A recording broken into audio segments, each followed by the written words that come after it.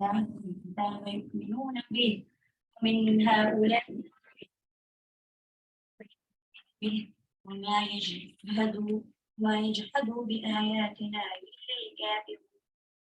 اور اس طرح ہم نے آپ کی طرف بھی کتاب نازل کی ہے، تو جن لوگوں کو ہم نے پہلے کتاب عطا کی تھی وہ اس کتاب پر بھی ایمان لاتے تھے، اور ان اہل مکہ میں بھی کچھ لوگ ایسے ہیں جو اس پر ایمان لاتے ہیں، اور ہماری آیات کا انکار کرنے والے لوگ کافر کے علاوہ کوئی اور نہیں ہے۔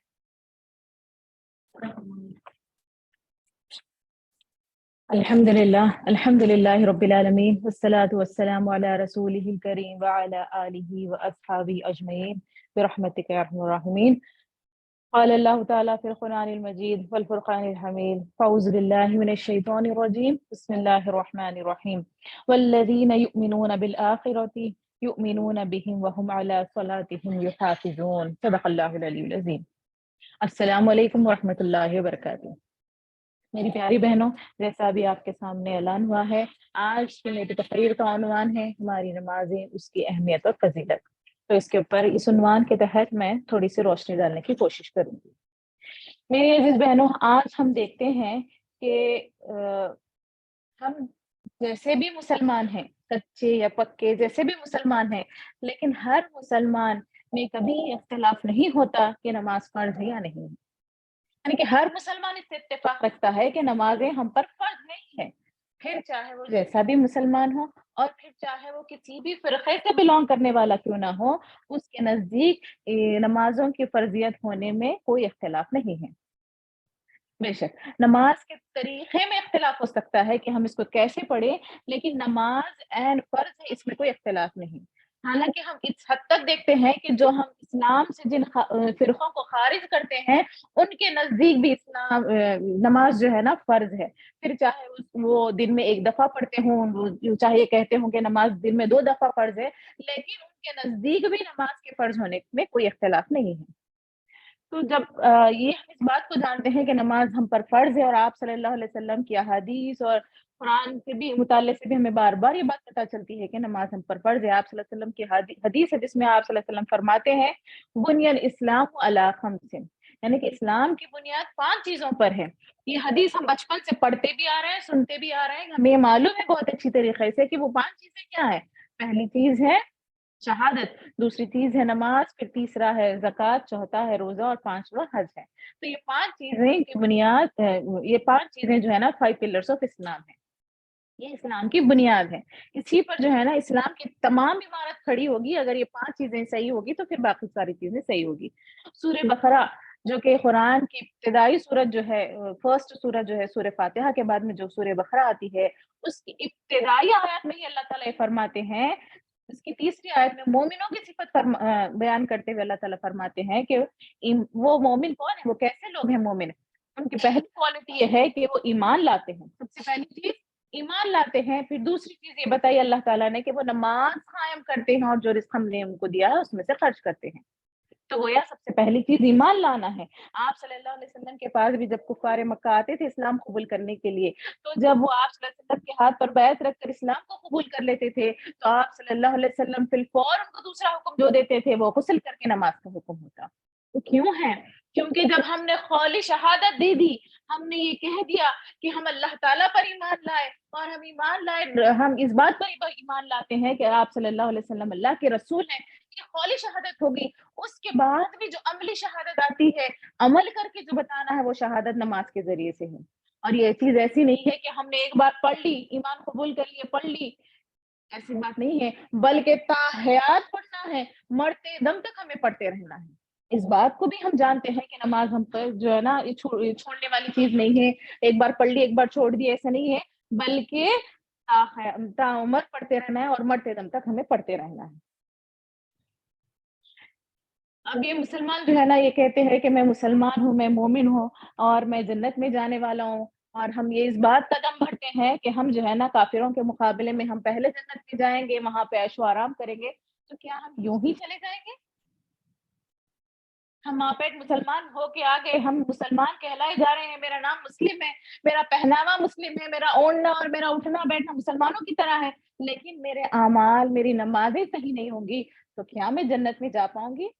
اس کی مثال ایسی ہے کہ ہم ایک انگور کے جھاڑ کے نیچے بیٹھے, انگور کے درخت کے نیچے بیٹھے ہیں, اور پھر یہ تمنا کر رہے ہیں کہ انگور آئے اور میرے منہ میں گرے. تو کیا یہ ممکن ہے؟ ممکن بھی ہو سکتا ہے اگر جب کہ انگور سڑ کے منہ میں ہمارے گرے, لیکن ہم چاہتے ہیں کہ ان انگوروں کو کھائیں تو ہمیں اٹھنا ہوگا, ان کو توڑنا ہوگا اور کھانا ہوگا. بالکل اسی طریقے سے اگر ہم جنت میں جانا چاہتے ہیں, ہم چاہتے ہیں کہ ہم جنت کے اعلیٰ سے اعلیٰ مقام کو پہنچے, تو پھر اس کے لیے ہمیں کوشش بھی کرنی چاہیے. تو سب سے پہلا اسٹیپ یوں کہیے کہ بچہ جب چلتا ہے, اٹھتا ہے, کھڑا ہوتا ہے, تو سب سے پہلا اسٹیپ اسلام میں یہ ہے کہ ہم نماز کو پڑھیں, نماز کو قائم رکھیں. اور دیکھیے کہ اللہ تعالیٰ قرآن مجید میں جب بھی نماز کا حکم آیا, اللہ تعالیٰ یہ نہیں کہہ رہے کہ نماز پڑھو, اٹھو نماز پڑھو, یہ نہیں کریں, بلکہ اللہ تعالیٰ فرما رہے کہ نماز کو قائم کرو. تو قائم کرنے کے مطلب کیا ہے کہ اس کو قائم رکھو اپنی زندگی میں, تعمر اس کو پڑھتے رہو. ایسا نہیں کہا کہ پڑھ لو تم, نہیں, بلکہ اللہ تعالیٰ فرما رہے کہ تم قائم کرو. نماز کو قائم کرنے کا یہاں پر حکم ہو رہا ہے. اور ہم دیکھتے ہیں کہ میری بہنوں, ہم جو ہے نا اسی نماز کو پڑھنے کے لیے طرح طرح کے بہانے بناتے ہیں. خاص کر ہم خواتین کا یہ بہانہ ہوتا ہے کہ ہمیں طہارت کا مسئلہ ہوتا ہے. چھوٹے بچے ہیں تو بچے ہمارے گود میں پیشاب کر دیتے ہیں, کچھ بھی ان کی غلاظت لگ جاتی ہے, وہ ایک بہانہ ہم بناتے ہیں. بلکہ اللہ تعالیٰ فرمانے کہ تم کے کوئی چھوٹ نہیں ہے, ماں ہے تو بھی چھوٹ نہیں ہے, صفائی کرنا ہے اور پڑھنا ہے. ہم یہ دیکھتے ہیں, ہم لوگوں کو یہ کہتے ہوئے سنتے ہیں کہ یہ تو بڑھاپے کا عمل ہے, ابھی تو جوانی ہے, ایسے گزار دو, جب بڑھاپا آئے گا, جب اللہ اللہ کریں گے, تسبیح پڑھیں گے, 5 وقت کی نمازوں کی پابندی کریں گے. اللہ تعالیٰ یہ بھی نہیں فرمائے کہ بڑھاپے کی عبادت ہے, بلکہ اللہ تعالیٰ فرمائے کہ جب بچہ 7 سال کی عمر کا ہو جائے تو اس کو نماز کی تلقین کرو, نماز سکھانا شروع کر دو. لڑکے ہیں تو مسجدوں کو لے کر جاؤ, اور جب 10 سال کا ہو جائے تو پھر ان کے اوپر سختی کرو, ان کو مارو. یہاں پر ہم جو ہے نا بچوں کے ساتھ لاڑ کرتے ہیں, پیار کرتے ہیں کہ بچہ چھوٹا ہے ابھی, اس کو کہاں سے ماریں گے. میری بہنوں, یہ لاڑ کام آنے والا نہیں ہے. کیا آپ یہ پسند کرتے ہیں کہ آپ کا بچہ جائے اور انگار چھو لے؟ ہم اس کو چھونے کو پسند نہیں کرتے, تو خیال کے دن, قیامت کے دن, ان نمازوں کو چھوڑنے کی وجہ سے جو اس کو عذاب ہوگا, تو وہ عذاب کو کیا ہم برداشت کر پائیں گے؟ تو یہ لاڑ ہمارا آخرت کے لیے ہونا چاہیے کہ ہم بچوں کو ابھی سے عادت ڈالیں. ابھی وہ کاؤلے ہیں جو کہتے ہیں نا کہ کاؤں ٹہنی ہے, وہ اگر ان کو ابھی سے پابندی نہیں کروائیں گے تو پھر وہ آگے چل کے بھی نہیں پڑھیں گے. تو اس کے لیے چاہیے کہ بچے ہم کو دیکھ کر سیکھتے ہیں, تو پہلے ہم خود بھی پڑھیں, اس کے بعد بچوں کو بھی ترغیب دیں. اور بہانے یہ جو بناتے ہیں کہ ہم گنہگار لوگ نماز پڑھتے ہیں, ہم گناہ کرتے بھی نہیں, ہم نماز پڑھتے بھی نہیں. ہمارا معاملہ نہ لینے میں ہے نہ دینے میں ہے, کیونکہ نماز جو ہے نا گناہوں کو معاف کراتی ہے. بے شک نماز گناہوں کو معاف کراتی ہے, لیکن یہ فرض عین بھی ہے. ہم گناہ نہیں کرتے تو اس کا مطلب یہ نہیں کہ ہم نماز نہ پڑھیں, بلکہ نمازوں کو پڑھتے رہیں. یہ ایک بہانہ ہوتا ہے لوگوں کا. اور لوگ یہ بھی بہانہ بناتے ہیں کہ ہم کو نماز پڑھنی نہیں آتی, بچپن میں نہیں سکھایا ہمارے ماں باپ, اب بڑے ہو گئے, ہم کو جو ہے نا شرم آتی ہے نماز سیکھنے میں. تو یہ بہانہ بھی ہمارا نہیں چلے گا. اللہ تعالیٰ کہے گا کہ تم کو ساری چیزیں میں فراہم کر چکا تھا تمہیں, تمہارے پاس وقت بھی تھا, تمہارے پاس سہولت بھی تھی, تم سیکھ بھی سکتے تھے. تو ہمیں چاہیے تھا کہ ہم چاہے کسی بھی عمر میں کیوں نہ ہو, ہمیں چاہیے کہ کیونکہ فرض عین ہے اس کو سیکھنے کی کوشش کریں. تو یہ بہانہ بھی ہمارا نہیں چلے گا. اور ایک بہانہ یہ ہوتا ہے لوگوں کا کہ نماز پڑھنے میں وسوسے آتے ہیں. شیطان بہت زیادہ وسوسے ہمیں ڈالتا ہے, اسی لیے میں نماز نہیں پڑھتی. میری اس بہنوں, شیطان کا آنا اور ہمارے دلوں میں وسوسے ڈالنا اسی بات کی علامت ہے کہ ہمارے دل میں جو ہے نا ایمان ہے. لیکن جہاں پر ایمان ہوتا ہے وہیں پہ شیطان آتا ہے اور وسوسے ڈالتا ہے اور ایمان کو ہمارے چرانے کی کوشش کرتا ہے. لیکن مثال کے طور پر اگر ہم یہ کہیں کہ میرے گھر میں بہت زیادہ سونا ہے اور چوروں کے آنے کا ڈر ہے, اسی لیے میں تجوری کھلی رکھ دی, کیا ہم ایسا کرتے ہیں؟ نہیں, بلکہ اس کی حفاظت کرتے ہیں. اسی طریقے سے جب ہمارے دل میں ایمان کی جیسی نعمت ہے, ایمان کی جیسی دولت ہے, تو اس دولت کو چرانے کے لیے شیطان آتا ہے. تو ہمیں چاہیے کہ اس کی حفاظت کریں اور نمازوں کو ہم پڑھتے رہیں. تو یہ بہانے ہمارے کام آنے والے نہیں ہیں. بہنوں, ہم جب اتنی ساری اس کی فضیلت, اہمیت, یہ سب چیزوں کو سننے کے باوجود, ہم میرے خیال سے ہم بچپن سے سنتے چلے آ رہے ہیں, لیکن پھر بھی ہم دھڑلے سے نمازیں چھوڑتے ہیں, بے ساختہ نمازیں چھوڑتے ہیں. میں تو یہ کہوں گی کہ ہماری دنیاوی ایکٹیویٹیز کا، ہماری مصروفیت کا جس عبادت کو خامیازہ بھگتنا پڑتا ہے وہ ہماری نمازیں ہی ہیں. بچے ستا رہے ہیں تو ہم بچوں کو نہیں چھوڑتے بلکہ نمازوں کو چھوڑ دیتے. کہیں جانا ہے وہ جانے کو نہیں چھوڑتے بلکہ نماز کو چھوڑ دیتے ہیں. کہیں دعوت و تقریب میں جانا ہے ہم تقریب کو نہیں چھوڑتے بلکہ نمازوں کو چھوڑ دیتے ہیں. اگر ہمیں کوئی میک اپ ہے ہمارے فیس پہ لگا ہوا، ہم دعوت میں ہیں، اٹینڈ کر رہے ہیں اس دعوت کو، ہم اس میک اپ کو اتارنا پسند نہیں کرتے بلکہ ہم نمازوں کو چھوڑ دیتے ہیں. دلہن ہے، دلہا ہے تو ایسا سمجھتے ہیں کہ اس کے اوپر نماز معاف ہے، اللہ تعالیٰ معاف کر دی اس کی نماز. نمازیں کتنی قضا ہو رہی ہیں. ہم شادی بیاہ میں ہیں، رسومات میں ہیں، رسومات کو نہیں چھوڑتے بلکہ نمازوں کو چھوڑ دیتے ہیں، دھڑلے سے چھوڑ چلے جاتے ہیں. تو کیا یہ صحیح ہے؟ ایسا کیوں ہو رہا ہے؟ ہم کیوں کر رہے ہیں اس چیزوں کو؟ ہم کو معلوم ہے کہ اس کی اہمیت کیا ہے، کہ یہ 5 پلرز آف اسلام ہے، یہ بنیادی چیز ہے مسلمان ہونے کی. ہم مومن کہلانے کے لیے جو صفت، بنیادی صفت ہے وہ یہی ہے. ایسا کیوں ہو رہا ہے؟ اسی وجہ سے کہ ہم اس کی اہمیت کو صحیح طریقے سے نہیں سمجھ رہے.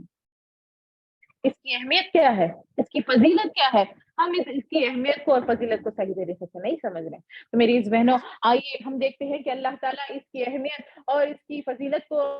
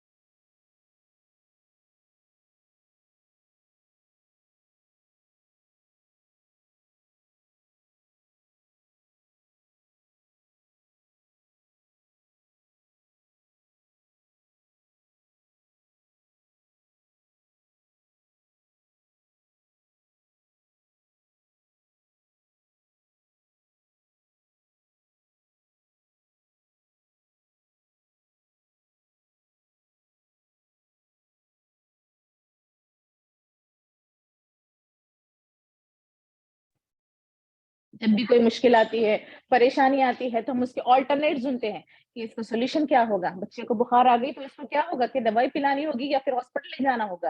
کوئی مشکل آ گئی تو اس کا حل کیا ہوگا، ہم وہ تلاشتے ہیں. ہمیں چاہیے کہ سب سے پہلے ہم اللہ کے آگے گر جائیں، اللہ کے آگے سجدہ کریں کہ اللہ تعالیٰ یہ مشکل میں ڈالا ہے تو اس کی نجات دلانے والے بھی آتے ہیں. اس کے بعد میں ہم آلٹرنیٹس کو ڈھونڈیں. ہمارا معاملہ کیا ہوتا ہے، ہم سب راستے اختیار کرنے کے بعد میں کہیں بھی ہمیں حل نہیں ملا تو جب جا کر ہم اللہ کے آگے گر جاتے ہیں. آج دل پہ ہاتھ رکھیے، بات بولیے کہ کیا ہم ایسا نہیں کرتے؟ کیا ہمارا معاملہ ایسا نہیں ہے کہ ہم اللہ کے آگے نہیں جاتے؟ سب سے پہلے ہم تمام وسائل کو، ہم تمام ذرائع کو، تمام راستوں پر چلنے کے بعد میں وہاں سے ہمیں مایوسی حاصل ہوتی ہے، تب جا کر ہم اللہ کے آگے گڑاتے ہیں کہ اللہ تو ہی ہے مشکل کشا، تو ہی ہمیں راستہ دکھانے والا، تو ہی ہمیں مشکل میں ڈالا، ہمیں نکالنے والا.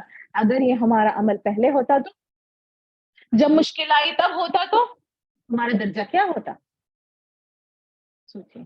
تو ہمیں جو ہے نا، نماز جو ہے پریشانیوں سے، مشکلوں سے نجات دلانے والی چیز ہے، اور اس کی فضیلت اور اس کی اہمیت اور ایک ہے کہ نماز مومن کے لیے آخرت میں نور ہے، برہان ہے، اور یہ نجات کا راستہ ہے. یہ نماز کیا ہے؟ ہمیں مومن کے لیے نور ہے، وہ ہمیں روشنی دے گی قیامت کے دن، آخرت کے دن انشاءاللہ. وہ برہان ہے، یعنی کہ وہ دلیل بنے گی اللہ تعالیٰ کے آگے ہمارے لیے، اور پھر وہ ہمارے لیے نجات کا راستہ ہے، یعنی کہ وہ ہمیں نجات دلائے گی उस आग से, उस जहन्नुम की आग से। और जो नमाज ना पढ़े उनके लिए ना तो वो नूर होगा, ना उनके लिए कोई दलील होगी क़यामत के दिन, और ना ही उनके लिए कोई आग से निजात का जरिया होगा। एक वाक़या आपके सामने रखती चलूं कि जब आप सल्लल्लाहु अलैहि वसल्लम मेराज पर जाते हैं तो वहां पर एक शख्स को देखते हैं कि वो अर्श इलाही के नूर में, क्या बोलेंगे, पूरा का पूरा डूबा हुआ था। इतना नूर उसमें झलक रहा था, इतना नूर झलक रहा था। आप सल्लल्लाहु अलैहि वसल्लम ने दरियाफ्त किया कि ये कौन है, क्या ये अल्लाह का फरिश्ता है? तब आप सल्लल्लाहु अलैहि वसल्लम को जवाब मिला कि नहीं, ये अल्लाह का फरिश्ता नहीं है। फिर अल्लाह अल्लाह के रसूल सल्लल्लाहु अलैहि वसल्लम ने पूछा कि क्या ये कोई जो है ना पैगंबर है, क्या कोई अंबिया में से है? तो फिर आप सल्लल्लाहु अलैहि वसल्लम को जवाब मिला कि नहीं, ये तो नहीं, बल्कि ये आपकी उम्मतियों में का एक शख्स है। तो आप सल्लल्लाहु अलैहि वसल्लम ने फरमाया कि इसके ऐसे अमाल क्या थे, इसके अमाल ऐसे क्या थे कि इतना ज्यादा अर्श इलाही के नूर में मुनव्वर हो रहा है। तब आप सल्लल्लाहु अलैहि वसल्लम को बताया गया कि इसकी जो है ना 3 खुसूसियात थी इंसान की। ये इंसान के अंदर 3 क्वालिटीज थी। सबसे पहली सिफत ये थी कि ये जिक्र इलाही में रहता था। सबसे पहली चीज, अल्लाह के जिक्र में डूबा हुआ रहता था। दूसरी क्वालिटी ये बताई गई कि इसका दिल मस्जिदों में लटका रहता था।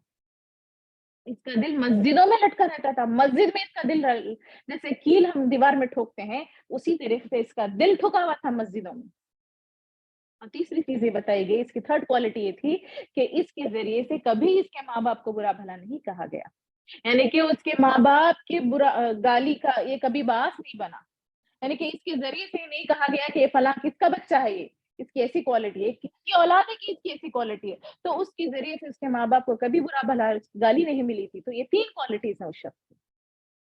तो देखिए ये वो कैसा इंसान है कि वो अर्श इलाही के नूर में मुनव्वर होगा क़यामत के दिन। तो ये नमाज हमारे लिए नूर का बास बनेगी क़यामत के दिन, हमारे लिए दलील होगी, अल्लाह ताला के सामने हुज्जत पेश करेगी हमारे हक में, और फिर हमें जहन्नुम से निजात दिलाएगी। तो ये इसकी अहमियत को समझिए और इसको जो है ना दिल में बिठाकर इसको फॉलो करने की चीज। इसके बाद में और एक चीज ये है कि आप सल्लल्लाहु अलैहि वसल्लम फरमाते हैं अपने सहाबा कराम से कि एक सवाल पूछते हैं कि साहबा कि अगर एक शख्स के दरवाजे के सामने से एक नहर गुजर रही है और उस नहर में से अगर हम दिन में 5 वक्त वो शख्स जो है ना अपने आजाद होता है या फिर अपने गुस्ल करता है, अपने जिस्म को धोता है, तो क्या उसके जिस्म पर कुछ मैल कुचैल बाकी रहेगा? तो साहबा फरमाते हैं कि रसूल सल्लल्लाहु अलैहि वसल्लम नहीं, बिल्कुल नहीं, वो तो बिल्कुल साफ और शफाफ होगा। उसका जिस्म बिल्कुल किसी ग़लाज़त से भरा हुआ नहीं होगा, बल्कि वो साफ होगा, कोई मैल कुचल उसके जिस्म पर बाकी नहीं रहेगा। तो फिर आप सल्लल्लाहु अलैहि वसल्लम फरमाते हैं इसकी मिसाल उसकी तरह है कि जो शख्स दिन में 5 वक्त नमाज पढ़ता है तो फिर उसके जिस्म से, उसके आज़ा से उसके गुनाह धो दिए जाते हैं। यानी कि एक नमाज से दूसरी नमाज तक उसके सगीरा तमाम गुनाह धो दिए जाते हैं। तो फिर उसका जिस्म भी उसी तरीके से पाक और साफ हो जाता है। उसके जिस्म की आज़ा से भी जो है ना गुनाह उसी तरीके से झड़ते हैं। बल्कि हदीस में ये भी आता है कि जब बंदा वज़ू करता है, जब वज़ू के लिए अपने हाथ धोता है, तो वो पानी के साथ-साथ जो है ना गुनाह झड़ते हैं। अपना चेहरा धोता है, तो चेहरे से उसके गुनाह धो दिए जाते हैं। जब पैर धोता है तो पैरों से उसके गुनाह धो दिए जाते हैं। तो गोया वज़ू का ये मामला है, तो फिर नमाज का भी यही मामला है कि उसके नमाज़ों के ज़रिए से जो है ना उससे उसके गुनाह माफ़ किए जाते हैं। फिर एक बात ये भी फ़ज़ीलत हमें मालूम होती है कि ये आग के खिलाफ ढाल है। तिबरानी की रिवायत है, रसूल सल्लल्लाहु अलैहि वसल्लम फरमाते हैं कि एक फरिश्ता आवाज़ देता है लोगों को कि जब नमाज का वक़्त होता है कि उठो और नमाज पढ़ो और अपने जिस्म को जो है ना जहन्नुम की आग से बचाओ। यानी कि यहाँ पर हमें मालूम होता है कि नमाज जो है अपने आप को जहन्नुम की आग से बचाने का ज़रिया है। जब नमाज का वक़्त होता है, अज़ान होती है, इक़ामत होती है, तो फरिश्ते आवाज़ लगाते हैं हमारे लिए कि उठो, आओ, नमाज पढ़ो, नमाज की तरफ दौड़ो, ताकि तुम अपने आप को बचाओ जहन्नुम की आग से। आज हम इतनी सारी वहीदें सुनने के बाद भी हमें मालूम है कि जहन्नुम क्या चीज़ है, बल्कि बचपन से सुनते आ रहे हैं तो हमारे दिल इतने ढीठ हो गए हैं, सुन-सुन के पत्थर हो गए हैं। या फिर ये भी हो सकता है कि हम उस आग की क्या कैफ़ियत होगी हम उसको नहीं जानते हैं। जहन्नुम की आग के बारे में बताया जा रहा है कि उस आग को बाज़ हदीस में आता है कि अल्लाह ताला 7 मर्तबा धो के जो है ना दुनिया में भेजे हैं। बाज़ हदीस में आता है कि अल्लाह ताला उसको 70 मर्तबा धो के दुनिया में भेजे हैं। आग को धोना, समझ सकते हैं आप? आग के ऊपर अगर पानी डालेंगे तो आग बुझ जाती। لیکن جہنم کی آگ کو کس طریقے سے اللہ تعالیٰ نے دنیا دھو دھو کے دنیا میں بھیجا ہے. تو اس آگ کا تصور کیجیے کہ 2 منٹ یا 3 منٹ آپ ایک انگار لگائیے, باربیکیو چل رہا ہے, ابھی سیزن ہے اس کا, اس میں جا کے ہاتھ رکھے, کیا رکھ سکتے ہیں, اس سے 70 گنا یا پھر 60 گنا بڑی ہوگی وہ آگ. تو وہ کیسی آگ ہوگی؟ تو اس کی ہولناکیوں کو سمجھیے اور غور و فکر کریے کہ ہمیں چاہیے کہ ہم اس سے بچنے کی کوشش کریں. اور پھر ایک سب سے بڑی اہمیت یا فضیلت بتائیے یہ ہوگی نمازیوں کی, کہ اللہ تعالیٰ نمازیوں کا حساب کتاب صدیقین میں اور شہداء میں ہوگا. یعنی کہ ہمارا حساب کتاب کس کے ساتھ ہوگا اس دن؟ صدیقین میں اور شہداء میں. رسول صلی اللہ علیہ وسلم فرماتے ہیں کہ نماز جو شخص باقاعدہ ادا کرے گا, اپنے وقت پر ادا کرے گا, قاعدے سے ادا کرے گا, جس طریقے سے اس کے ادا کرنے کا حق ہے اس طریقے سے خوشی اور خضوع سے ادا کرے گا, تو قیامت کے دن اللہ تعالیٰ اس کا حساب و کتاب صدیقیوں کے ساتھ, شہداء کے ساتھ, یعنی کہ ہم ان کے ساتھ صف میں کھڑے ہوں گے. یہ کوئی معمولی بات نہیں ہے میری عزیز بہنوں, ہم سوچ رہے ہیں کہ ہاں صدیقین کے ساتھ ہوگا شہداء, لیکن ان کا مقام اس دن ہم دیکھیں گے تو رشک کریں گے ان کے مقام پر. تو ویسے ان کے ویسے لوگوں کے ساتھ ہمارا جو ہے نا حساب کتاب ہوگا, ان کی صفوں میں ہم کھڑے ہوں گے. اگر ہم نماز کو باقاعدگی کے ساتھ ادا کریں گے, جس طریقے سے اس کے ادا کرنے کا حق ہے ویسے ادا کریں گے, تو ہمارا معاملہ بھی ان کے ساتھ ہوگا. اللہ تعالیٰ ان کے درمیان ان کے ساتھ ہمارا جو ہے نا حساب کتاب لیں گے. ہم اس چیز کو سمجھ سکتے ہیں کہ اللہ تعالیٰ ان کے ساتھ کتنی نرمی کے ساتھ معاملہ کریں گے. وہ صدیقین ہیں, شہداء ہیں, اللہ تعالیٰ کی راہ میں لڑے ہیں, بڑے بڑے جو ہے نا وہ کام کر کے یہاں سے گئے ہیں. ہم صرف نماز پڑھنے کی باقاعدگی سے نماز پڑھنے کے اگر ہم پڑھیں گے تو اللہ تعالیٰ جب ان کے ساتھ حساب کتاب لے گا تو بے شک اللہ تعالیٰ ان کے ساتھ نرمی کا معاملہ کرے گا. اللہ تعالیٰ کا غضب ان پہ نازل نہیں ہوگا اس دن. تو وہ تھی نرمی کے ساتھ, وہ کیفیت کو میں سمجھا نہیں پا رہی ہوں کہ وہ اللہ تعالیٰ کی جو کیفیت ہوگی, نرمی والا جو معاملہ ہوگا, وہی نرمی والے معاملے کے ساتھ ہمارا بھی حساب کتاب ہوگا. اب ایک چھوٹی سی مثال کے طور پر میں یہ بات بتاؤں کہ اگر بچوں کا اسسمنٹ ہے, سوری پی ٹی ایم ہے, ایسا کچھ ہے, جانا ہے, بچے کیا رزلٹ لے کے آئے کہ معلوم نہیں ہے, تو ہم جو ہے نا اتنا وہ اس سے جاتے ہیں کہ پتہ نہیں ٹیچر کیا کیا باتیں کرے گی, میرا بچہ صحیح پرفارم کیا نہیں کیا. تو اگر ہم سٹارٹنگ میں چلے جائیں گے, شروع میں چلے جائیں گے, تو ٹیچر کے پاس اسٹریس نہیں ہوگا, برڈن نہیں ہوگا, وہ اچھے سے بات کرے گی اور ہم کو چھوڑ دے گی. لیکن اب اتنا زیادہ ٹیچر کے پاس اسٹریس ہو جانے کے بعد, تو بچوں کے یعنی کہ حساب کتاب لینے کے بعد, بچوں کا اسسمنٹ ان کو ان کے پیرنٹس کو بتانے کے بعد میں جب ٹیچر فرسٹریٹ ہو جائے گی, جب جائیں گے تو دوسروں کی بھڑاس بھی ہم پہ نکل سکتی ہے. لیکن جب اللہ تعالیٰ حساب کتاب لے گا صدیقین کا, شہداء کا, تو اللہ تعالیٰ کا معاملہ بھی ان کے ساتھ نرم ہوگا. اللہ تعالیٰ ان کے ساتھ کیا بولیں گے کہ اچھے سے معاملہ ان کے ساتھ جب حساب کتاب لے گا, تو اسی طریقے کا معاملہ اللہ تعالیٰ ہمارے ساتھ بھی کریں گے. تو یہ سب سے بڑی عظیم نعمت ہے, بڑی فضیلت ہے میری بہنوں. اور ایک سب سے بڑی اہم فضیلت نماز کی ہے کہ اللہ تعالیٰ نے تمام فرائض کو دنیا میں نازل کیے ہیں, کہ تمام جتنے بھی احکام ہیں, جتنے بھی فرائض ہیں, حج کا جب اللہ تعالیٰ فرضیت کا جب حکم دیے ہیں تو وہ زمین پہ آیا ہے نا. زکوٰۃ کا جب حکم دیے ہیں تو اللہ تعالیٰ اس احکام کو زمین پہ نازل کیے ہیں. لیکن نماز ایک ایسی چیز ہے جو اللہ تعالیٰ نے نبی کریم صلی اللہ علیہ وسلم کو معراج پہ اس دن 7 آسمانوں پہ بلا کر ہمیں تحفے میں دی ہے, کہ وہ تحفہ 7ویں آسمانی پہ ہمیں ملا ہے. ابھی کل کی رات ہی میرے خیال میں شب معراج گزری ہے. اس رات کو ہم دیکھتے ہیں کہ آج کی رات اگر ہم انڈیا میں دیکھ لیں تو کیا کیا چیزوں میں ملوث نہیں ہے مسلمان آج کل. گانے بجتے ہیں, زور زور سے قوالیاں فل میوزک کے ساتھ بجتی ہیں. اس تحفے کا ہم زور سے جشن مناتے ہیں. یہ رات جب آتا ہے تو پھر رجب تک پھر خاموشی چھا جاتی ہے, نمازوں میں کوئی پابندی نظر نہیں آتی, بلکہ صرف معراج کا جو ہے نا نبی کریم صلی اللہ علیہ وسلم کے آسمان پر جانے کا, وہاں پر جو تحفے تحائف ملے تھے, اس تحفے کی عظمت جو ہے نا, جس چیز کو ہمیں حاصل کرنی چاہیے تھی نمازوں کے ذریعے سے, اس کو قائم کرنے کی وہ چیز نظر نہیں آتی. باقی تمام چیزیں ہمارے جشن میں نظر آتی ہیں. تو یہ 7ویں آسمانی پہ جو تحفہ ملا ہے اور مجھے, ہم چاہیے کہ اس کی اہمیت کو سمجھیں اور اس کو پڑھنے کی کوشش کریں, اپنی زندگیوں میں قائم کرنے کی کوشش کریں, ہم بھی کریں, ہمارے بچوں کو بھی کروائیں. اور پھر ایک اور فضیلت اس نمازوں کی ہے کہ مسجد میں آنے والا شخص اللہ تعالیٰ کا ملاقاتی ہوتا ہے. یعنی کہ اس کا مطلب یہ ہے کہ ہم جو ہے نا اللہ تعالیٰ کے مہمان ہو جاتے ہیں. جب آپ سوچئے کہ آپ کسی کے یہاں مہمان جاتے ہیں تو ہم اس کی مہمان نوازی کا تصور اس کے اسٹیٹس کو لے کے کرتے ہیں. کہ غریب کے پاس جا رہے ہیں آپ مہمان بن کے، تو اس کا کیا ہوگا مہمان نوازی میں؟ وہ کیا چند چائے بسکٹ وغیرہ رکھ دے گا، آپ کو مہمان نوازی کر کے بھیج دے گا. لیکن ایک بادشاہ کے پاس جا رہے ہیں تو اس کی مہمان نوازی کس لیول کی ہوگی؟ تو جب مسجد میں ہم جاتے ہیں تو اللہ تعالیٰ کی مہمان نوازی کیا ہوگی؟ وہاں پر ہم میزبان ہیں، وہ اللہ تعالیٰ کا گھر ہے، وہاں پر جا کر ہم نماز پڑھتے ہیں تو اللہ تعالیٰ کی مہمان نوازی کیسی ہوگی؟ ہم اس کا تصور بھی نہیں کر سکتے. تو یہ تو ہو گئی دنیا کی مہمان نوازی. آخرت کی مہمان نوازی کیسی ہوگی اللہ تعالیٰ کی؟ وہاں پر جو ہے نا اللہ تعالیٰ نے کیا نہیں مہمان نوازی کرے گا وہاں پر ان نمازوں کے بدلے میں. میرے استاد تو یہ کہتے تھے کہ کیا آپ نے کبھی غور کیا کہ نماز میں جو ہے نا ہم کھڑے ہو کر جو قرات کرتے ہیں پھر اس کے بعد بیٹھتے کیوں ہیں؟ نماز میں تھوڑی دیر کھڑنا بھی ہے پھر بیٹھنا بھی ہے، تشہد میں ہم بیٹھ جاتے ہیں. تو بھی غور کریں ہم کہ ہم نماز اللہ تعالیٰ کیوں ہم اللہ تعالیٰ کے سامنے کھڑے ہیں. نماز تو ایسے پڑھتے ہیں کہ ہم یہ تصور کرتے ہیں کہ اللہ تعالیٰ سے بات کر رہے ہیں. تو ہم کیا یہ تصور کر سکتے ہیں کہ میں اللہ تعالیٰ کے سامنے بیٹھ جاؤں؟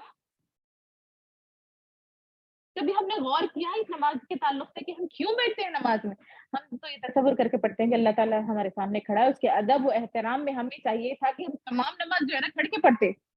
تو میرے استاد کہتے ہیں اس کا جواب یہ ہے کہ اللہ تعالیٰ اپنے گھر میں سامنے اگر کوئی مہمان آتا ہے اس کو تو اللہ تعالیٰ اس کی عزت و تعظیم میں اس کو بٹھاتے ہیں وہاں. کبھی ہم نے غور کیا اس بات کو کہ اللہ تعالیٰ اپنے مہمان کی عزت اور تعظیم میں اس کو بٹھاتے ہیں اپنے سامنے. تو یہ اللہ تعالیٰ کی مہمان نوازی ہے. تو غور و فکر کرنا چاہیے ایسی باتوں پر ہمیں. ہم کبھی نماز صحیح طریقے سے نہیں پڑھے تو ہم نماز کے اوپر کہاں غور کریں؟ ابھی تک اس لیول تک تو ہم نہیں گئے. تو یہ اللہ تعالیٰ کی مہمان نوازی ہے. اور یہ نماز جو ہے اسلام اور کفر کے درمیان فرق کرنے والی چیز ہے. آپ صلی اللہ علیہ وسلم فرماتے ہیں کہ اسلام اور کفر میں فرق کرنے والی چیز نماز ہے. ایک اور روایت میں ہے کہ آپ صلی اللہ علیہ وسلم فرماتے ہیں کہ اسلام اور شرک میں فرق کرنے والی چیز نماز ہے. اگر نماز پڑھیں گے ہم اس کا مطلب یہ ہے کہ مسلمان ہیں. نماز نہیں پڑھیں گے اس کا مطلب یہ ہے کہ کافر ہے، خدا نخواستہ. نماز پڑھیں گے تو ہم مومن ہیں، اگر نماز نہیں پڑھیں گے تو پھر ہم مشرک ہیں، خدا نخواستہ. تو یہ دونوں کے بیچ میں جو پردہ ہے، جو دیوار ہے، جو فرق کرنے والی چیز ہے ایک مسلمان اور کافر میں، ایک مسلمان اور مشرک میں، وہ یہ ہے کہ وہ نماز پڑھنے والے ہیں.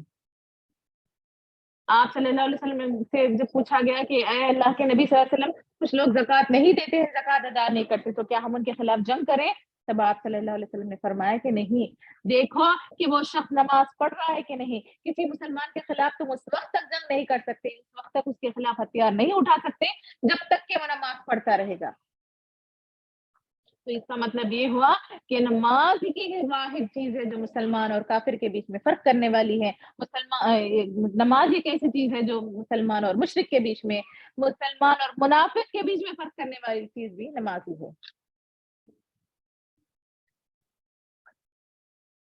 اب آئیے دیکھتے ہیں کہ یہ نماز نہ پڑھنے کا ایک اور اس کی فضیلت میں ایک اور چیز میں بیان کرتی چلوں کہ آپ صلی اللہ علیہ وسلم فرماتے تھے کہ نماز جو ہے نا دل کو راحت پہنچانے والی چیز ہے.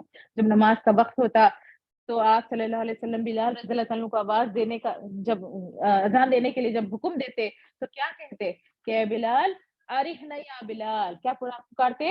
ارحنا یا بلال، یعنی کہ بلال اٹھو اور ہمارے دلوں کو سکون پہنچاؤ، ہمارے دلوں کو سکون پہنچاؤ. اس کا مطلب کیا ہوا؟ اٹھو اور اذان دو اور نماز کے ذریعے سے ہمارے دلوں کو کیا پہنچتا ہے؟ سکون پہنچتا ہے. تو بلال رضی اللہ عنہ کو جب اذان کے لیے حکم دیتے تو فرماتے کہ یا بلال ارحنا یا بلال، یعنی کہ اٹھو اور اذان دو جس کے ذریعے سے ہم نماز پڑھے اور نماز کے ذریعے سے ہمارے دلوں کو سکون حاصل ہو. تو نماز جو ہے ہمارے دلوں کو سکون دینے والی چیز ہے. آج ہم دیکھیں کہ ہم کتنی بے سکونیوں میں ہیں. مسلمانوں کافر انسانیت جو بھی انسان کو لے لے کہیں نہ کہیں کبھی نہ کبھی وہ ڈپریشن میں چلے جاتے ہیں. خاص طر میں یہاں پر زیادہ دیکھی ہوں کہ خواتین کے اندر ڈپریس ہو جاتے ہیں. چار دیواری میں بند ہے، شوہر جاب کو چلے جاتے ہیں، ہم جو ہے نا ڈپریس ہو جاتے ہیں. ہم کہتے ہیں کہ ہم بند ہیں، کیا کریں؟ باہر لکھ جاؤ، آؤٹنگ کے لیے لکھ جاؤ، باہر چلیں، کچھ تو بھی کریں. ہم ڈپریس ہو جا رہے ہیں. میرے ساتھ یہ معاملہ ہوتا ہے. تو یہ ہمارے ڈپریشن سے نکلنے کا، ہمارے دلوں کو راحت دینے کا واحد راستہ یہاں پر اللہ تعالیٰ بتا رہے ہیں کہ یہ نماز ہے. ہمیں چاہیے کہ ہم نمازوں سے مدد لیں. اب آئیے دیکھتے ہیں کہ نماز نہ پڑھنے والوں کا کیا انجام ہوگا قیامت کے دن. رسول صلی اللہ علیہ وسلم فرماتے ہیں کہ وہ شخص جو بے نمازی ہے اس کا حساب و کتاب فرعون، ہارون، حامان اور ابی بن خلف کے ساتھ ہوگا. ابی بن خلف کون ہے؟ وہ مشرکین मुशरिकीन मक्का का जो है ना सरदार है। तो उनके साथ इन 4 अशखास के नाम गिनाए आप सल्लल्लाहु अलैहि वसल्लम ने, फरमाया कि फिरौन, हामान और हारून और अबी बिन खल्फ के साथ उनका मामला होगा क़यामत के दिन। यानी कि इन 4 लोगों के साथ बेनमाजी खड़ा होगा। फिरौन कौन है? अल्लाह का इनकार करने वाला और खुदाई का दावा करने वाला फिरौन है। हारून कौन है? जब अल्लाह ताला ने उसको खजाना दिया तो उस पर उसने घमंड किया, किब्रियाई की और वो सरकशी की, तो वो हारून है। हामान कौन है? वो फिरौन के जो है ना क्या बोलेंगे सबॉर्डिनेट था, जो फिरौन को उकसाता था और बहुत ज्यादा सरकशी करता था। और और कौन है ये? सरदारान कुरैश, जिसका नाम है अबी बिन खल्फ, जो कि मुशरिक मक्का थे और सरदार थे मुशरिकों के। तो ये 4 लोगों के साथ क़यामत के दिन उनका मामला होगा। उसका जो बेनमाज़ी है, जो अपनी नमाज़ों से गफलत बरतते हैं, उनका मामला ये होगा। सूरह माऊन में भी अल्लाह ताला कुरान में बार-बार फरमाने के बाद कुरान की जो आखिरी आयतें हैं सूरह माऊन में, अल्लाह ताला फरमाते हैं, तबाही है, बर्बादी है उन लोगों के लिए जो अपनी नमाज़ों से गफलत बरतते हैं। अल्लाह ताला ये नहीं कहे तबाही है, बर्बादी जो नमाज नहीं पढ़ते, नहीं बताया अल्लाह ताला। तबाही है, बर्बादी है उन लोगों के लिए जो नमाजों से गफलत बरतते हैं। गफलत बरतने का मतलब क्या है? कभी पढ़े, कभी नहीं पढ़े। पढ़े भी तो पूरी दिल से नहीं पढ़े, पढ़े भी तो पूरी इखलास नियत के साथ नहीं पढ़े, कभी छोड़ दिए, कभी सुस्ती हुई तो आगे पीछे कर लिया, आखिरी वक्त पे पढ़े, अव्वल वक्त पे नहीं पढ़े। तो इस तरीके से जो सुस्ती और काहली, पढ़ना और छोड़ना जो करते हैं, तो अल्लाह ताला फरमा रहे हैं कि अल्लाह ताला लानत कर रहे हैं उन लोगों को। हम कोई बदुआ दी थी तो बोलते कि बदुआ नको जी, क्या तो भी है, बिल्कुल यहाँ पे अल्लाह ताला लानत कर रहे हैं कि अल्लाह ताला की लानत के यूं ही चले जाएगी, बल्कि डायरेक्ट आके हमको लगेगी। हम बोलते हैं कि अम्मा ने नजर लगाते हैं, इनसे छुपा के रखो, उनकी नजरों से बचते हैं, हमारे बच्चों को बचाते हैं। लेकिन जब अल्लाह ताला की लानत होगी तो क्या हम उससे बच पाएंगे ऐसी गफलत बरतने पर? तो अल्लाह ताला फरमाते हैं लानत है उन लोगों पर जो अपनी नमाजों से गफलत बरतते हैं। तो बेनमाजी का अंजाम उन लोगों के साथ होगा और अल्लाह ताला की लानत उनके ऊपर होगी। और नमाज छोड़ने का गुनाह ये होगा कि सिर्फ एक नमाज, यहाँ पर रसूल सल्लम बताएं कि सिर्फ एक नमाज छोड़ने का क्या गुनाह है, एक नमाज छोड़ने से क्या होगा, क्या उतनी बड़ी चीज हो गई। आप सल्लल्लाहु अलैहि वसल्लम के हदीस में आते हैं, बल्कि हम तो कई नमाजें छोड़ देते हैं। आप सल्लल्लाहु अलैहि वसल्लम फरमाते हैं कि अगर कोई शख्स एक असर की नमाज छोड़ दे, तो सुन ले कि अगर कोई शख्स सिर्फ एक असर की नमाज छोड़ ले तो उसको जो है ना इतना अफसोस होगा, उसके ऊपर इतनी तकलीफ होगी, वो इतना ज्यादा गम में मुब्तला हो जाएगा जैसे कि उसका तमाम माल लुट गया और उसके तमाम रिश्तेदार मर गए। एक असर की नमाज छोड़ने का नबी करीम सल्लल्लाहु अलैहि वसल्लम बता रहे हैं कि अगर उसका हकीकत में उसका खसारा मालूम हो जाए तो उसकी तकलीफ उसको इतनी होगी, उसका गम इसको इतना होगा कि सारा का सारा माल लुट गया और सारे के सारे रिश्तेदार मर गए।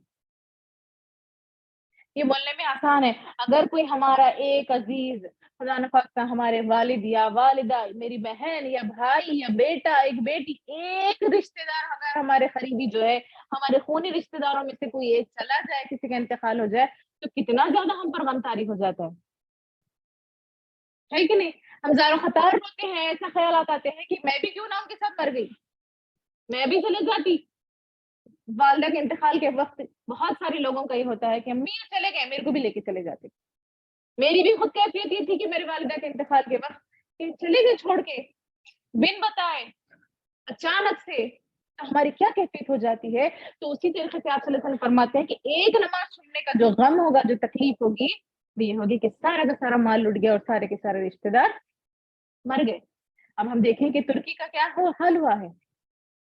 जो ज़लज़ला आया है, एक इंसान को हम न्यूज़ में देखते हैं तो कितना देख के अफ़सोस हो रहा है कि वहाँ पर क्या हाल हो गया है लोगों का, कि उनके माल खत्म हो गए, उनके बच्चे, उनके घर वाले सब खत्म हो गए। तो देखिए कि वो कितनी ज़्यादा तकलीफ में मुब्तला है। सिर्फ़ एक नमाज़ छोड़ने की तकलीफ ये है। तो मेरी अज़ीज़ बहनों, हम कितना धड़ल्ले से कितनी नमाज़ें छोड़ते नहीं चले जा रहे हैं। और एक वईद ये आई है, हदीस से मालूम होता है कि वो शख्स जो नमाज से गफलत करे और सो जाए, उसके लिए क्या वईद आ रही है। आप सल्लल्लाहु अलैहि वसल्लम फरमाते हैं, ऐसे लोगों को देखा है कि फरिश्ते कुछ लोग, यानी कि जब आप सल्लल्लाहु अलैहि वसल्लम मेराज पर गए तो आप सल्लल्लाहु अलैहि वसल्लम ने कुछ लोगों को देखा है कि वहां पर फरिश्ते, वो लोग जो है ना लेटे हुए हैं और फरिश्ते जो है ना उनके सरों को कुचल रहे हैं। जब दरियाफ्त करने पर मालूम हुआ कि ये वो लोग हैं جو نمازوں سے غفلت کر برتتے تھے اور سو جاتے تھے. دیکھیے فجر ہماری کتنی ہو رہی ہے اور عشاء کتنی ہو رہی ہے. سونے کا وقت تو خاص کر یہی ہوتا ہے, اور یہاں پر بعض وقت عصر کے وقت بھی جو ہے نا خواتین سو جاتی ہیں. یہاں پر ایک بہت بڑی کیا بولیں گے کیا کہہ سکتے ہیں اس کو, یہ اللہ تعالیٰ کی طرف سے فضل ہے ہمارا کہ بچوں کا اسکول صبح سے ہوتا ہے تو ہم فجر کے لیے کیسا بھی اٹھنا پڑتا ہے اور ہم پڑھ لیتے ہیں فجر کی نماز. اگر یہ اسکول انڈین اسکول کے حساب سے ہوتا, 9 بجے سے ہوتا, 10 بجے سے ہوتا, تو کیا ہم فجر کے لیے اٹھ سکتے تھے؟ اتنی سردی ہے, کہاں سے اٹھیں گے؟ پانی میں ہاتھ ڈالنے سے نہیں ہو رہا. بچوں کو اسکول کو بھیجنے کے لیے اٹھتے ہیں, لیکن کیا ہم نمازوں کے لیے اٹھ سکتے تھے فجر میں؟ یہ اللہ تعالیٰ کی فضیلت ہے, یہ اللہ تعالیٰ کی ہم پر رحمت ہے کہ بچوں کے اسکول صبح سے ہیں تو جو ہے نا صبح اٹھ کے فجر کی نماز ہو جاتی ہے. لیکن کیا عشاء کی نماز بھی اسی طریقے سے پابندی سے ہو رہی ہے؟ دن بھر کی تھکان کے بعد, سب کام کرنے کے بعد جو ہے نا جی چاہتا کہ فوری جا کے لیٹ جاؤ. تو جو غفلت برتتے ہیں اور نمازوں کے وقت میں سو جاتے ہیں ان کے لیے کیا وعید آئی ہے کہ اللہ کے نبی دیکھے ہیں کہ ویسے لوگوں کو فرشتے جو ہے نا ان کے سروں کو کچیل رہے ہیں. تو میری بہنوں ہمیں چاہیے کہ ہم اس کی فضیلت کو سمجھے اور جو وعیدیں آ رہی ہیں اس سے جو ہے نا ہم عبرت حاصل کریں. چیزیں جو ہے نا سن کر چھوڑنے والی نہیں ہے, بلکہ یہ بیسک چیزیں ہیں, اس پر عمل کرنے کی ہمیں خاص اشد ضرورت ہے. وہ لوگ جو باجماعت نماز نہیں پڑھتے ہیں ان کے تعلق سے بھی وعید آتی ہے. آپ صلی اللہ علیہ وسلم فرماتے ہیں کہ میرا دل چاہتا ہے کہ میں کسی اور کو امامت کے لیے کھڑا کروں اور پھر جا کر جو دیکھو کہ جو لوگ باجماعت نماز نہیں پڑھتے ان کے گھروں کو آگ لگا دوں. یعنی کہ وہ نبی جو رحمت العالمین بنا کر بھیجے گئے ہیں, وہ نبی جو کبھی کسی کے لیے جو ہے نا بددعا نہیں کیے, وہ نبی جو خود کی ذات پر پتھر ہو گئے, جوتیاں جو ہے نا خون سے بھر گئی, تب بھی کسی کے لیے برا بھلا نہیں کہا, کسی کے لیے بددعا نہیں کی. تو ویسے نبی کہہ رہے ہیں کہ جو باجماعت نماز نہیں پڑھتے, میں جا کر میرا دل چاہتا ہے کہ میں ان کے گھروں کو آگ لگا دوں. تو سوچی کہ باجماعت نماز کی کتنی اہمیت ہے, نماز کی کتنی اہمیت ہے. تو ہم تو جو ہے نا خواتین ہیں, ہم پر یہ پابندی نہیں ہے, لیکن ہمیں چاہیے کہ ہم ہسبینڈ کو موٹیویٹ کریں, شوہر کو بھیجیں. اگر ان کی کوتاہی ہو رہی ہے تو ان کو موٹیویٹ کریں کہ جائیے نماز کا وقت ہو گیا ہے. ہمارے بچوں کی تربیت, ہمارے لڑکے جو ہیں ان کی تربیت اس طریقے سے کریں کہ ان کو باجماعت نماز کا پابندی بنا دیں. وہ ہمارے کیا کہتے ہیں کہ وہ ہمارے گود میں ہیں, تبھی سے جو ہے نا ان کو یہ عادت کرنی چاہیے. ایسا نہ ہو کہ وہ بڑے ہو کر جو ہے نا اس چیز سے جو ہے نا محروم ہو جائیں. ہمیں چاہیے کہ ہم ان کو جو ہے نا اس چیز کی عادت ڈالیں. اور پھر آپ صلی اللہ علیہ وسلم کی ایک اور حدیث ہے جس میں فرمایا گیا کہ فجر اور عشاء کی نماز مشکل ہے. فجر اور عشاء کی نماز مشکل ہے, مومنوں کے لیے نہیں بلکہ منافقین کے لیے. سوچیے کہ کیا فرمایا کہ فجر اور عشاء کی نماز مشکل ہے ان لوگوں کے لیے جو کہ منافق ہیں. اگر ہماری کوتاہی ہو رہی ہے فجر اور عشاء کی نماز میں تو اپنے اندر ٹٹولنے کی چیز ہے کہ کیا میرے دل میں نفاق ہے, کہ کیا میں منافقوں کی صفت میرے اندر پیدا ہو رہی ہے. خدا نہ خواستہ اگر ایسا ہے تو اس کو دور کرنے کی کوشش کریں. منافق وہ ہے جو اللہ کو دھوکہ دینا چاہتے ہیں. اللہ تعالیٰ قرآن مجید میں فرما رہے, سورہ نساء کی آیت نمبر 142 ہے, سورہ نمبر 4, اس میں اللہ تعالیٰ فرماتے ہیں منافق وہ ہے جو اللہ کو دھوکہ دینا چاہتے ہیں لیکن در حقیقت وہی دھوکے میں ہیں. آگے فرمایا اگر نماز کے لیے وہ کھڑے ہوتے ہیں تو بہت سستی اور کاہلی سے نماز کے لیے کھڑے ہوتے ہیں اور لوگوں کو بتانے کے لیے کھڑے ہوتے ہیں. اور پھر اللہ تعالیٰ فرماتے ہیں کہ اللہ کا ذکر نہیں کرتے مگر بہت ہی تھوڑا. تو یہاں پر منافقوں کی علامت یہاں پر بتائی گئی ہے کہ سب سے پہلی چیز تو وہ بہت کاہلی کرتے ہیں نماز پڑھنے میں. اگر کھڑے بھی ہوتے ہیں تو بہت سستی کے ساتھ بڑی جان پہ آ کر وہ جو ہے نا نماز کے لیے کھڑے ہوتے ہیں. پھر اس کے بعد وہ دکھانے کے لیے لوگوں کو نماز پڑھتے ہیں کہ ہاں میں نماز پڑھ لی, اور پھر اس کے بعد میں فرمایا ہے کہ بہت تھوڑا سا ذکر کرتے ہیں, بہت چھوٹی چھوٹی نمازیں پڑھتے ہیں. تو ویسے لوگ جو ہے نا منافق ہیں. تو اگر ہماری نمازوں کے معاملات بھی ایسے ہی ہو رہا ہے تو اس کو ضرورت ہے کہ ہم جو ہے نا اس کو صحیح کرنے کی کوشش کریں. آپ صلی اللہ علیہ وسلم کے زمانے کے منافق کیسے تھے؟ بہت ہی کٹر منافق. جیسا آپ صلی اللہ علیہ وسلم کے زمانے کے جو مسلمان تھے, جو صحابی تھے, وہ اولین قسم کے مسلمان تھے. ویسے مسلمان پھر قیامت تک نہیں آئیں گے. اسی طریقے سے منافق جو اس دور کے تھے وہ بھی اولین نمبر کے منافق تھے. ویسے منافق پھر قیامت تک نہیں آئیں گے. تو ویسے منافقوں کی بھی ضرورت نہیں تھی کہ وہ نماز کو چھوڑ دیتے.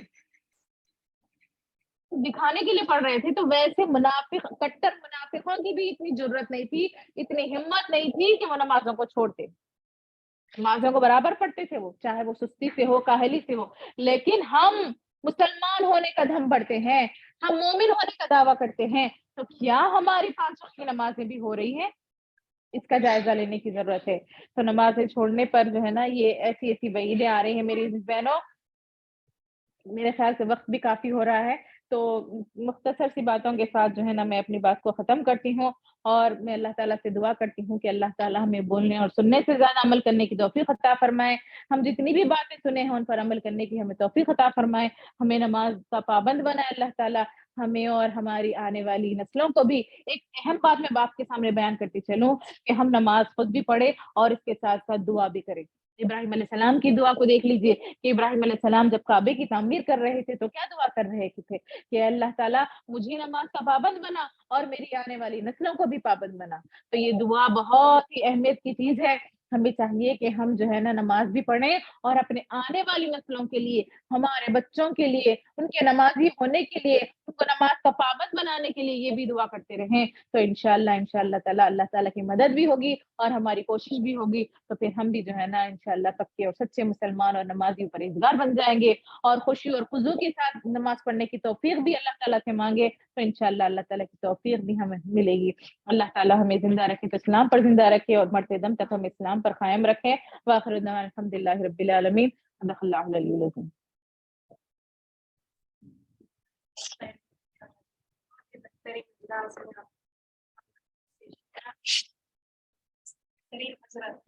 آمین ثم آمین. آمین.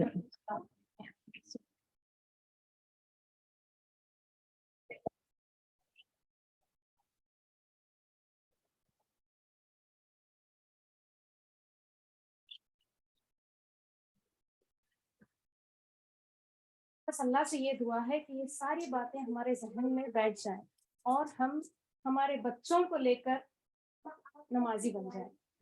یہ چیز ہمارے اندر، یہی چیز کہ بچوں کی ذمہ داری، گھر کی ذمہ داری، بس اسی چیز میں لگ کر ہم چھوڑ رہے ہیں. پر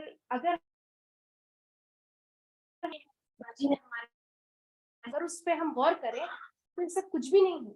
جیسے کہ اگر ہمارا بچے کو ہم کھانا نہیں کھلائیں تو ہمیں ایسا لگتا ہے کہ بچہ بیمار ہو جائے گا، یعنی نقصان ہمارے ذہن میں ہے، تو اس وجہ سے ہم یہ چیز میں کوتاہی نہیں کرتے. ویسے ہی بچے ستاتے اگر ہم ان کو ٹھیک سے کھلائیں نہیں پلائیں نہیں، تو ہمیں اس چیز کا اندازہ ہے، اس وجہ سے ہم اس میں کوتاہی نہیں کرتے. پر پھر نماز اور اس کی وعیدیں، اس کی اہمیت، اس کی فرضیت، اس کا اندازہ نہیں ہے ہمیں. کیوں نہیں؟ تو اس کو سمجھنے کی ضرورت ہے. یہ ساری چیز آپ پھر سے اس کو اپنے ذہن میں بٹھائیے اور اس کی یاد دہانی بار بار کرتے رہیے تاکہ اللہ ہم سب کو نمازی بنائے. کیونکہ وقت بہت ہو چکا ہے. الحمدللہ میں آپ سب کا بے انتہا شکر ادا کرتی ہوں کہ آپ سب آج کے پروگرام میں شامل ہوئے، اور میں پھر آپ کو دعوت دینا چاہوں گی کہ آپ ہمیشہ اسی طرح آگے کے پروگرامز میں شامل ہو اور اپنے رشتہ دار، اپنے دوست سب کو اس میں شامل کروائیں. اللہ ہم سب کو عمل کرنے کی توفیق عطا فرمائے، جڑ جڑ کے دین کا کام کرنے والا بنائے. آمین ثم آمین. اگر آپ کو کوئی سوال ہے نماز کے بارے میں یا پھر کوئی بھی مسئلہ ہے تو آپ باجی سے پوچھ سکتے ہیں یا پھر کوئی بھی اس کا جواب دے سکتے ہیں انشاءاللہ. اگر کسی کو کچھ سوال ہے تو کر سکتے ہیں.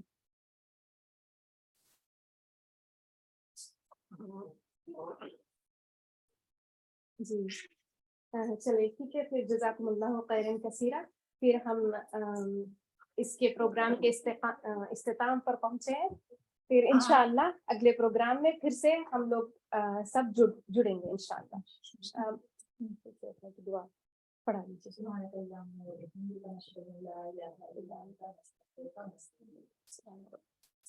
جزاکم اللہ خیرا.